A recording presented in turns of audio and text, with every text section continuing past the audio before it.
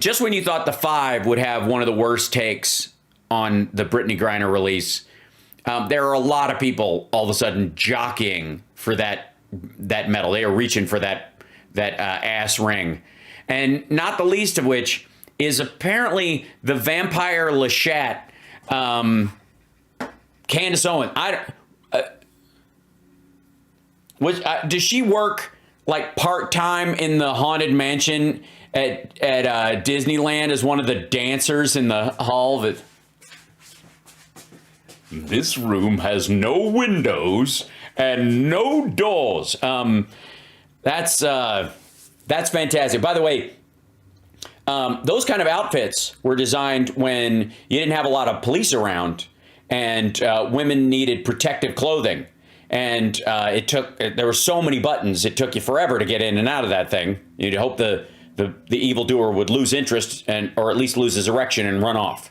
That said, I don't know. It's a fancy outfit. I'm a little bit jealous as a closet glam vestite. Maybe she came straight from waltzing class. Who can say? But you like the vampire Leshat, did you? I'm sorry, I was just riffing. But this is titled "Worst Trade in History: Russian Arms Dealer for Brittany Griner." And by the way, I would like to remind you that for Maria Butina, we got nothing.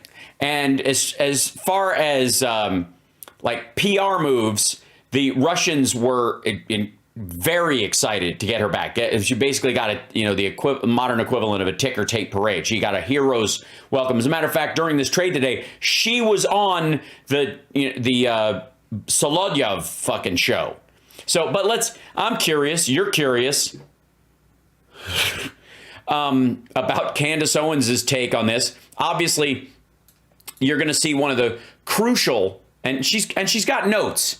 And unlike that fucking hack Ben Shapiro, she moves her laptop to the side, rakishly, like the brim of a hat. Yeah. Oh, you have taint hickey in your brain? I'm sorry. Well, granted, Candace Owens went from Trump taint hickey giver to questioning. I won't say she's completely out, but she's entered the questioning zone of it. But I want to hear why she thinks that getting an American back for a trade is somehow worse than getting nothing back. Moving on, you guys, to a happier story. And oh, good. Hold on. That's fucking loud. By happier, I mean sadder. That's what I see, because you live in the upside down. I meant by happier. Yeah, it's so good. But it's funny. At least it's so funny. We had a woman who's going to do hard labor in a Russian prison for 9 years, and it could have resulted in her death. And then we got her back, which is fucking awful. It's funny in a sad way, but I'm sure you guys have been following the Brittany Griner story. She's a Oh yeah, we've been following. NBA player, and she got caught with cannabis cartridges going into Russia. Yes, which I think 9 years, shit, I don't understand why they didn't do firing squad. Explain it to us, Candace. A big no-no. Can I call you Candy? How about Cavity? No, it's Russia. And she was sentenced to prison there. And obviously this caused an uproar because how could a WNBA player who just wanted to smoke a little pot be sentenced to a sweatshop in Russia? And by the way, a sweatshop? She wasn't sewing hoodies, fucko. All right. I have been vocal. I thought the punishment was extreme for the crime, right? I'm not one of these people that's like, oh no, lock away every single person that has a cartridge of marijuana on them. I think what she did was stupid, and she's anti-American, and she's constantly commenting on America. But at the same time, I think that this sentence was... You know who was also anti-American? Maria Butina, and we gave her up for free. Also extreme. You know who's also anti-American? The 5,000 Taliban Trump release. Abdul Baradar was, I would qualify as anti-American, and Trump released them for nothing. So I am in the middle of this.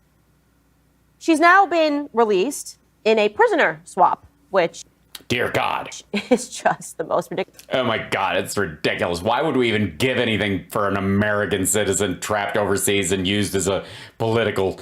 That's all I've ever heard. They swapped Brittany Griner for a merchant of death. No, excuse me, not a merchant of death, the merchant of death. If you're going to use somebody's stupid wrestling level nickname given to them by the press, at least get it right. Arms dealer, Victor Bout, a Russian merchant. Boot. He's not fucking Canadian. Merchant of death, that's what he's called. Arms dealer. That's what he's called. You call him, that's his pronouns, merchant and death. So I'm just trying to picture Putin getting this phone call because it's just so ridiculous. Ring, ring, ring. Oh, God. Greg Gutfeld, tune in. Somebody's trying to steal your thunder.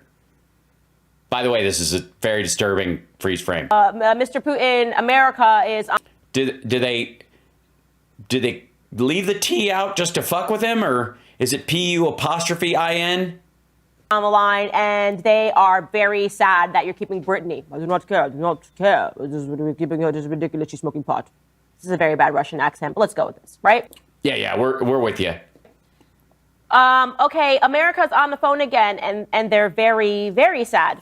They say they're super sad that you have her. What is he calling me about the emotions of the Americans? I don't care about the emotions of the Americans. Oh. Why are they calling Africa right now? Why are they calling one of Trevor Noah's characters? Okay, well, the activists in America say they're super de-duper sad, and they're wanting to know if they gave you your arms dealer, who is referred to as the merchant of death, would you give them back their pot-smoking WNBA player? Is this a prank? No, it's just Western philosophy. It's just America. Yeah, it's Western philosophy. That's the way I look at it. This is going very well. When does and by the way, does Ben come in and get the studio when you're done? Or are you only allowed to shoot in a small corner of it like Kimberly in Don Jr.'s office living room area? America. So they want to feel good. So if you can just please. Yes, we just want to feel good. We don't really care about her. We don't care if she dies or is injured over there when they've given her 9 years for THC cartridges in a vaping pen. And look, we know she's being used to manipulate the United States. But at the same time, she's a living, breathing human being who could die. Same as Paul Whelan, by the way.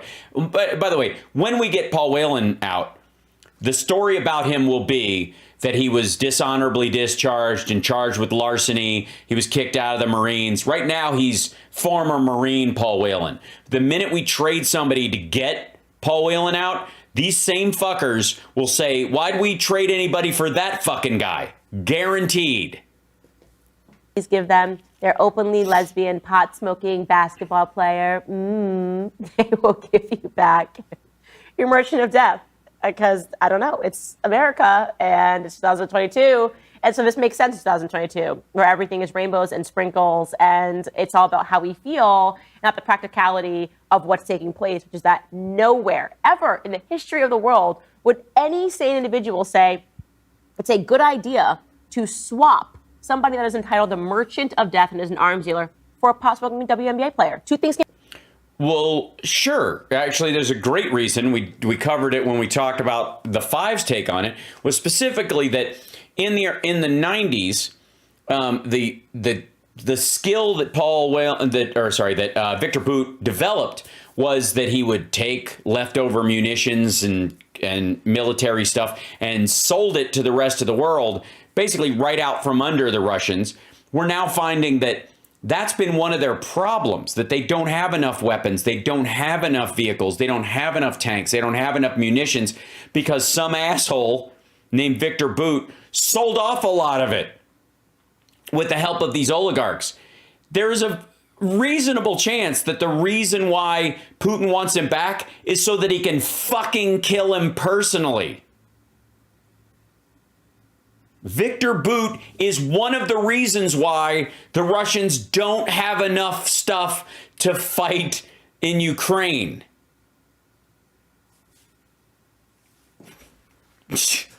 Believe me, there'll be a chatbot running a Twitter account for Victor Boot, and he'll be 6 fucking feet under. Can be true at once. Her sentence is harsh, but also, if we're going to get her back, it shouldn't come at this cost, right? No, I don't care. He's not going to be able to do what he did now, and if he tries, he'll get drone striked or shot. We didn't have UN troops in a lot of those places. We didn't have American troops in a lot of those places when he was operating, fucko. You don't think we know where he is? Holy shit, I'd be surprised if he's not, if we didn't give him an injection in his spinal column that has a fucking tracking device. That's the answer here. And just in case... He's got window cancer in Bout's future, in Boot's future. That's funny. You didn't realize how patently ridiculous the toddlers and tiaras that are running our nation are. Joe Biden, who can barely speak at the... Yeah, he has a stutter, but he manages to do shit that Trump couldn't do. Weird. At this point, they had these words to share about Brittany Griner's release. Brittany is an incomparable athlete. Okay, let's stop right there. I'm sorry. Did he just say Brittany is an incomparable athlete? Yes, he did. He said it very clearly after you just told us that he can't speak. You heard him. He said the words. You heard him correctly. I'm going to go with you're an asshole. Who wrote this? What are we talking? It's the WNBA. There's no such thing as an incomparable athlete in the WNBA. Okay, so this is generally about the fact that women basketball players aren't worth a goddamn. So she's going to, this is her dunk, no pun intended. It's WNBA. So for all three of... Well, she's incomparable, I would argue, in her field, is the idea. Right? I mean, most basketball players, like Michael Jordan, is an incomparable athlete in terms of, I guess, basketball, but he's very comparable in terms of baseball. And he's not comparable in regard to football. Who gives a fuck? Of my listeners who watch the WNBA religiously, I'm going to have to assume that there are some athletes that we can, in fact, compare to Brittany Griner. Oh, God. All of them, probably. Also, by the way, if they've achieved the status of being in the WNBA or the NBA or professional athletes, they are, to some degree, incomparable with everyone else who plays the fucking sport. And as a matter of fact, one of the reasons why she's on the kind of goodwill team and touring all over the world playing games is because of that. Probably can be compared to Brittany Griner because probably a high school male basketball team could defeat the WNBA. All right, yeah. So this is part of the sort of like douchebag, like low rent, patriarchy wannabe stuff that Candace Owens participates in. Meant to be insulting. It's just a yeah, you do. Ridiculous statement to say. Also, that's ridiculous that a high school male basketball team could beat a WNBA team, like a professional team. It's just dickish. Jesus. That she is incomparable as an athlete. But go ahead, Biden. Let's see if you can stick in some more ridiculousness. Brittany is an incomparable athlete, a 2-time Olympic gold medalist for Team USA. She endured. Yeah, that is a part of it. Being on a gold medal team. That raises you up a notch. Mistreatment at a show trial in Russia with characteristic grit and incredible dignity. She represents the best about America. It is across the board, everything about her. No, she doesn't. She vapes marijuana, okay? That categorically makes you less of an American. Jesus Christ. But freedom. All right. She represents the best of America across the board. This is the Brittany Griner. This is it. This is the best. This is Americanism right here. When I think of America, when I salute the flag, when I pledge as a gold medal Olympiad and a wife and future mom, I suppose, is where he's going with that. And why not?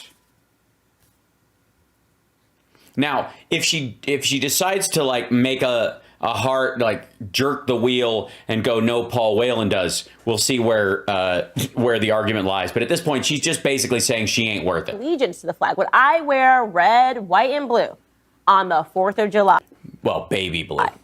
And no other day. And I am thinking about all of the ways in which I love my country. Brittany Griner is the first thing that comes to mind. I don't know about you guys, but that's me. I'm like, oh, thank you for the brave people that have fought for our country's freedoms, because it allows us to have pot-smoking WNBA players. This is really the best that America has to offer. It really is. And that is... Is this jealousy? Or is this just sour grapes squeezed, like stomped into wine?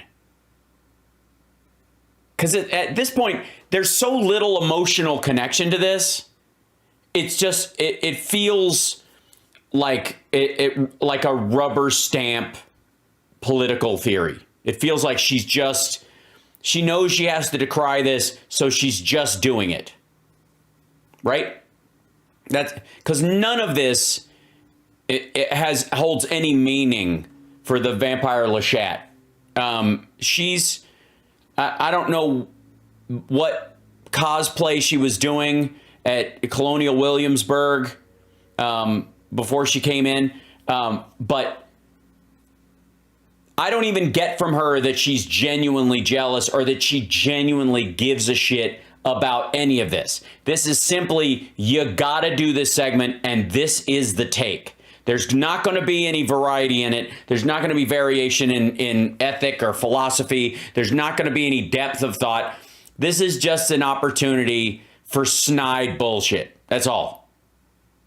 Right? Because I'm not getting that she genuinely gives a fuck, other than she's mildly perturbed. And since you're dealing with the release of a woman whose life mattered and was going to be sentenced, she was sentenced to 9 years hard labor. They already had, like, the holding cell she was in was made for a much smaller person. And so where they were sending her, I mean, she's taller than almost every Russian dude. But honest to God, I don't get the feeling that she actually gives a fuck. That's what's probably the worst part of this. An extremely depressing narrative about the state of things today, but it's an honest narrative. I really do believe that the left sees this as a win, that most Americans would. They care so much about how they feel on the inside that they would be willing to put our country at danger. They would trade anybody to protect a lesbian pot-smoking basketball player. That's it. No. If they were on the run, if a lesbian pot-smoking basketball player had, I don't know, murdered some people and then fled to another country and was seeking asylum there or something like that, yeah, I wouldn't give a shit. None of us would. But somebody who was being tortured basically to put pressure on the United States in exchange for somebody who, if he leaves the country, he's dead. And more than likely, if he stays in the country, he's dead. I don't give a shit. That hates America. Like, that's exactly what the left is all about. And unfortunately, what this really represents is the decline of the West. That's right. The Western decline, giving a shit about your own citizens, regardless of anything they've said in the past, because their life matters. You would almost say that the left is being, what's the phrase I'm looking for? Pro-life in this situation because her life is in danger being in a Russian prison. That getting her home is worth it on its face. Or we could have allowed them to keep her and continue to put pressure on the United States by threatening her safety or ratcheting up the circumstances she found herself in by, like, moving her to a worse prison, putting her in a more dangerous circumstance. And every time we try to negotiate or do something that, they would use her as leverage. So just getting her out of there in and of itself stops any further negotiations where we would have to, acquiesce to any of Russia's demands in terms of that. That's the truth. The West is declining. No, we're not. But and obviously we're not declining because you, ma'am, are dressing like us in the 15th century. We are in a steep decline right now. It's a steep decline. It's by Christmas, we're fucked. I mean, I don't have to tell you guys. Hold on. Thank you for the super chats, by the way, and thank you for the Venmo. It's right there. Sorry if my head's getting in the way. I put it behind me because I kept ducking behind it and whatever. Because we have leaders that can look you in the eye and tell you that people like Brittany Griner are the best that they have to offer. So yes, Putin is laughing because he should be laughing. He's laughing because he's drunk. He's going full Yeltsin. Hold on one second. I'll show you what I mean by that in case. Not that dipshit actually knows what the fuck she's talking about. Let's see. Hold on one second. Let me try this. Let's see. I think I just do Putin. Yeltsin will probably. Whoops. Will probably be it'll probably come up from that. Yeah. So, yeah, you go, Vice Gred. Looks like Putin is turning into Yeltsin, meaning drunk all the time. Да, мы делаем это. Ну, кто начал? Кто ударил по мосту по Крымскому? He's had a few at this point. Also, might be mixing with his medication. Just saying. And our dear friend Philip Ittner said he was reluctant to post this because it looked altered. And by the way, and this is the translated version. The reason is because they try to make it look as real as possible if they did try to alter it in any way. But because he sounds drunk, but it sounds like they redid his voice to a lot of people, like they had somebody voice it over. All the nonsense, informational standoff, the informational throw-ins, and all the fakes. They must stand aside. They should not prevent us from fulfilling our duty to our people. And you don't need to be particularly well-versed in this informational confrontation to understand what's actually going on. Fucking drunk gibberish. В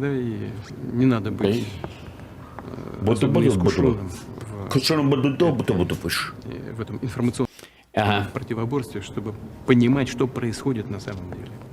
By the way, this reminds me of Trump doing his little like lonely interviews at Mar-a-Lago. And of course, this is the room that whenever he enters this space, he comes out and these guys open these doors for him like he's coming out of a fucking wedding cake. There's a lot of noise right now about our strikes against the energy infrastructure of the neighboring country, is what he says. Вот сейчас много шума по поводу наших ударов по энергетической инфраструктуре соседней страны. Yes, we are doing it, but who started it? Who struck the Crimean Bridge? Да, мы делаем это. You guys did. To stop your own people from fleeing Crimea and to keep your military from escaping across the bridge so that you could really only bring people in and throttle people getting out. It's why one of the lawyers that represents some of the oligarchs was killed in the blast. Кто начал? Кто ударил по мосту по Крымскому? Who blew up the power lines of the Kursk nuclear power station? I don't know. You guys smoke in a lot of weird places. Кто подорвал линии электропередач? Like he's entering into Dean Martin territory. There's nobody. If somebody loves you. Атомной электростанции Курска. Who is not providing water to Donetsk? Кто не подает воду в Донецк? Not providing water to a city with 1 million population is an act of genocide. Huh? Неподача воды в миллионный город – это акт геноцида. Никто, нигде. No one said a word about it anywhere. Словом об этом не обмолвился. Вообще. Молчок полный. At all. Complete silence. Стоит нам только пошевелиться, что-то сделать в ответ. Just as we make a move, do something else, noise and crackle start for the whole universe. На всю Вселенную. This will not prevent us from completing military objectives. Это не будет нам мешать выполнять боевые задачи. So, It's just... yeah, he's not laughing. It's a mess. There's nothing to gain from fucking Victor Boot. Dude has been out of the game for 11 years, and more than that, 13 now. Most ridiculous trade ever in the history of the world. It's like trading LeBron James for Danny DeVito. I would take that trade, actually, considering LeBron James's attitude towards China. Where is he? Is LeBron James in China? Because I think he would just stay. I'm sorry, LeBron fans, but it's Danny DeVito. It's fucking Danny DeVito. The man is a national treasure. And at no time has he made excuses for the CCP just to make money through the NBA. I'm just saying. I like Danny DeVito. I like Danny DeVito's movies, but I don't think that the Lakers should take him to play basketball. Oh, I see. Actually, as a game thing, that's a short joke. Do you think she probably thinks Danny DeVito could beat a WNBA team, though? So, you know. It's a ridiculous trade because he doesn't even play basketball. In the realm of politics. By the way, notice how her analogy doesn't bring in the question of life and death or, safety, any of that other stuff. It's just kind of a rudimentary height joke. Brittany Griner being swapped for an arms dealer makes entirely no sense. It makes the kind of no sense like swapping LeBron James for Danny DeVito. No, it's a terrible analogy. Good luck, though. For basketball. By the way, if the Lakers traded LeBron James for Danny DeVito and Danny DeVito started every game, I would go to Laker games. I don't know anybody who wouldn't. I'm not kidding. Like, can you think of a better, bizarre, PR stunt? If you couldn't afford LeBron James anymore, and all you had to, trade for somebody, and you're like, I will take Danny DeVito. You what? Yeah, and he's going to start every game. He's going to throw the first thing in. Are you kidding me? Ticket sales would go through the fucking roof. Team. Yeah, he could do it as the Penguin. He could do it in his outfit from Always Sunny in Philadelphia. He could do it. He could do it dressed as Lou from Taxi. Would make Louis De Palma. It would be like swapping Pokemon cards, and someone's like, "Hey, I've got Pikachu," and then you come back at them and you're like, "Okay, I have Arthur the Aardvark."